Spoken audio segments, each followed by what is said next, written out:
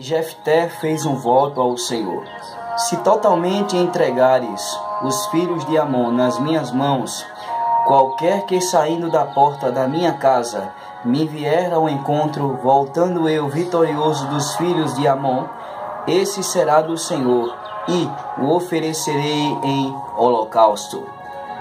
É uma questão muito polêmica, mas que, analisada à luz das Escrituras, traz algumas soluções ou respostas para esta questão polêmica a respeito do voto do Jefté. Existiria alguma possibilidade, biblicamente falando, de Deus aceitar sacrifícios humanos? E é claro, quando falamos a respeito da questão de Jefté em oferecer a primeira pessoa que aparecesse em sua frente, ofereceria em sacrifício depois dele voltar vitorioso contra os amonitas. Lembramos também do livro do Gênesis, quando Abraão, supostamente por uma ordem divina, Abraão leva o seu filho Isaque até o Monte Moriá com o intuito de oferecer em sacrifício. A polêmica e a verdade existe algum respaldo no contexto bíblico-teológico que comprove ou dê sustentabilidade à ideia de sacrifício? Porque, por um lado, a Bíblia diz que se oferece sacrifícios a Deus, mas, biblicamente, não encontramos nenhum respaldo que dê essa consistência à questão de sacrifícios. Pelo contrário, encontramos alguns textos na Bíblia o qual proíbe de forma permanentemente a questão do sacrifício. No caso, textos que falam da proibição do sacrifício ao deus Moloque, como está escrito no livro de Levítico, capítulo 18, versículo 21, Deuteronômio, capítulo 12, versículo 31, Deuteronômio, capítulo 18, versículo 10. Todos esses textos, os quais nós acabamos de citar, proíbe e veta qualquer possibilidade de sacrificar vidas humanas a Deus. Mas existiria algum paradoxo aqui, ou pelo menos um fato isolado no livro de Juízes, capítulo de número 11 e o verso 30 e o 31? Analisando o texto sagrado, encontramos algumas respostas que dividem opiniões. Alguns acreditam que realmente o sacrifício ao qual Jefté se referia, no caso de sua filha, seria um sacrifício literal. Jefté ofereceu literalmente a sua filha em holocausto a Deus. Já a maioria, nada contra a corrente, acreditam que não se tratou de um sacrifício literal, mas de uma figura de linguagem. Primeiro, temos algumas razões, é claro, para defender a ideia de que não foi um sacrifício literal, mas sim um sacrifício simbólico, um sacrifício qual, à luz das Escrituras Sagradas e de um olhar clínico e preciso, vamos ver que não contradiz a própria Escritura e Deus, ele vela com a sua palavra. Por exemplo, podemos postular da seguinte forma: Jefté, ele conhecia muito bem as leis contra o sacrifício humano. Então, Jefté, como foi um grande juízo, o qual Deus o levantou para libertar Israel, o reino do norte, o qual estava nas mãos dos amonitas, Jefté, ele fez um voto a Deus no capítulo 11, o versículo 30 e o 31, que se Deus lhe desse vitória contra os amonitas, ele ofereceria a primeira pessoa a qual aparecesse em sua frente em holocausto ou sacrifício ao Senhor.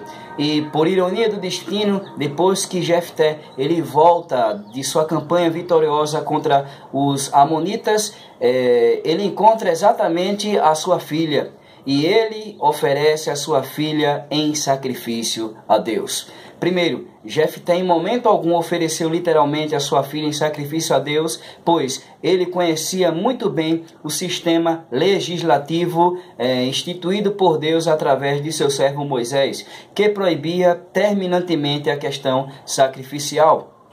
Segundo, o texto ele não diz que Jefté matou a sua filha, mas a Bíblia também, por um lado, ela fala do sacrifício vivo. Por exemplo, analisando a Escritura em Romanos capítulo 12, versículo 1, encontramos a expressão paulina que diz: rogo-vos, pois, irmãos, pela compaixão de Deus, que apresentei os vossos corpos como sacrifício vivo e santo e agradável a Deus, que é o vosso culto racional. Então, entendemos e subentendemos que o sacrifício qual Jefté ofereceu a Deus, no caso sua filha, foi um sacrifício vivo, um sacrifício racional. Então, a questão se encaixa de acordo com aquilo que Paulo fala, que é apresentar a Deus os nossos corpos como um sacrifício vivo, santo e agradável a Deus, que é o culto racional. É claro que se Jefté, fosse oferecer a sua filha em sacrifício, literalmente deixaria de ser um culto racional e passaria a ser um culto irracional, um culto hediondo, onde Deus jamais aceitaria o sangue humano como sacrifício.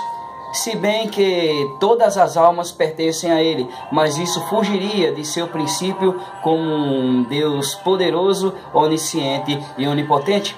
Então, o sacrifício da filha de Jefté, o qual Jefté ofereceu a Deus, foi um sacrifício vivo, um sacrifício agradável a Deus. Como nós oferecemos a Deus o nosso sacrifício? Através da oração, através do louvor, através da gratidão, através do estudo da palavra, através de nossa vida resguardada contra aquilo que macula o ser divino, a essência divina, não ferindo assim a sua santidade. Então, esse é o sacrifício o qual Deus se agrada, o sacrifício de obediência. Então, além de Jefté conhecer a legislação de Israel, instituída por Deus através de Moisés, ele também ofereceu a sua filha como um sacrifício vivo e santo.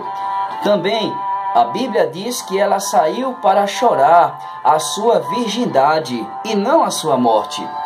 Então, temos todos esses dogmas, esses pontos que reforçam a não aceitação do sacrifício humano. Então, a Bíblia diz que depois que Jefté oferece a sua filha em sacrifício, ela sai e passa a prantear, a lamentar e a chorar a sua virgindade. É claro, no contexto judaico, o sacrifício de castidade era muito importante, era a máxima para o judeu. Então, viver uma vida casta, uma vida sem se casar, sem conhecer varão. No caso das mulheres, isso era um sacrifício de autoestima para os judeus. Então, isso não invalida em nada o texto sagrado e não contradiz a própria Bíblia. Porque, como a Bíblia diz, comparando escritura com escritura, que temos assim realmente a explicação mais racional e respaldada. E, por último, se a filha de Jefté, ela realmente tivesse para ser oferecida em sacrifício, ela consequentemente se casaria e aproveitaria o resto de seus dias, conhecendo assim um varão, e só dessa forma podendo depois ser consumado esse sacrifício, entregando a sua vida literalmente a Deus. E isso não foge do mesmo princípio no que tange o sacrifício do Isaque, o qual Deus pedira que Abraão oferecesse no Monte Moriá em um sacrifício de obediência. Também podemos entender da seguinte forma, que Deus não teria interesse algum em tirar, ou que Abraão tirasse a vida de seu próprio filho. Foi apenas um ato de fé. Segundo o texto sagrado, ele proibia o sacrifício especificamente ao deus Moloque. E é claro, Deus, por um ser poderoso e soberano, de forma alguma fugiria do seu princípio ético. Ainda que ele quisesse que Abraão oferecesse seu filho Isaque em sacrifício, isso não feriria em nada o princípio divino, até porque ele é soberano e ele criou as almas. Então é um direito que lhe pertence, mas é claro, como falamos anteriormente, Deus, ele vela com a sua palavra e de forma alguma, mesmo não havendo problema algum, isso não macularia a pessoa divina, mas por uma questão de princípio, de diretrizes a qual ele deu aos homens, vetou toda e qualquer possibilidade de sacrifício humano. Então, o sacrifício o qual Jefté ofereceu a Deus, no caso de sua filha, foi um sacrifício simbólico, pois ele conhecia todo o sistema legislativo ele também entendia que existiam sacrifícios de vida casta, de uma vida de castidade, como Paulo fala do culto racional também. E por último, a filha de Jefté, ela saiu para chorar a sua virgindade e não a sua condenação à morte, como muitos acreditam. Pois, examinando a Escritura, podemos ter a concepção de que nada temos aqui senão um sacrifício simbólico. Então, que Deus abençoe e que possamos ler e entender a palavra de Deus. Paz.